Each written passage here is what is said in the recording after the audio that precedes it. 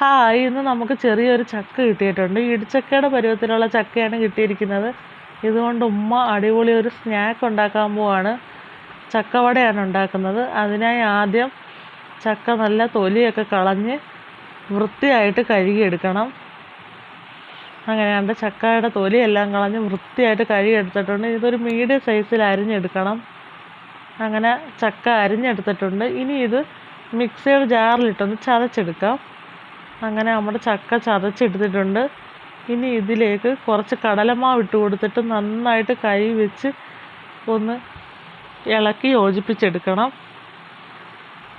Spoon വെച്ച് ചെയ്താൽ ശരിയാവത്തില്ല, കൈ വെച്ച് തന്നെ ചെയ്യണം. ഇതിലേക്ക് സവാള ചെറുതായി അരിഞ്ഞത്, പച്ചമുളക്, ഇഞ്ചി, വെളുത്തുള്ളി, കറിവേപ്പില, ഇത്രയും സാധനങ്ങൾ ഇട്ട് കൊടുക്കാം. ഇനി ആവശ്യത്തിനുള്ള ഉപ്പിട്ട് കൊടുക്കാം. എന്നിട്ട് കൈ വെച്ച് നന്നായിട്ട് കുഴച്ച് മിക്സ് ചെയ്തെടുക്കണം.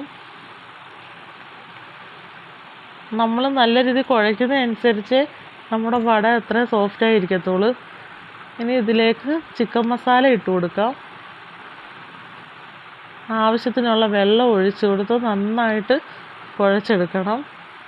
ഇനി ഒരു കളറിന് എരിക്കൊക്കെ വേണ്ടി മുളക് പൊടി ഇട്ട് കൊടുക്കാം. എന്നിട്ട് നല്ല രീതിയിൽ ഒന്നും കൂടെ ഒന്ന് മിക്സ് ചെയ്തെടുക്കണം. നന്നായിട്ട് ഇളക്കി കുഴച്ച് വേണം എടുക്കാൻ. എന്നിട്ട് ഇത് ഒരു 10 മിനിറ്റ് റെസ്റ്റ് ചെയ്യാൻ വെക്കാം.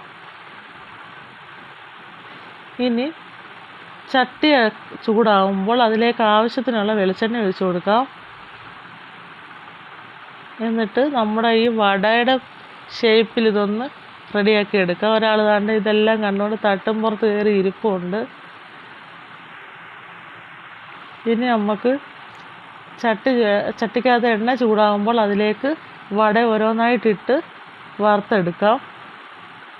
തിരിച്ചും മറിച്ചും ഇട്ട് നന്നായിട്ട് മുരിച്ചെടുക്കണം. അങ്ങനെ നല്ല രുചികരമായ ചക്കവട റെഡി ആയിട്ടുണ്ട്. എല്ലാവരും ഒന്ന് ട്രൈ ചെയ്ത് നോക്കിയിട്ട് അഭിപ്രായം പറയാം.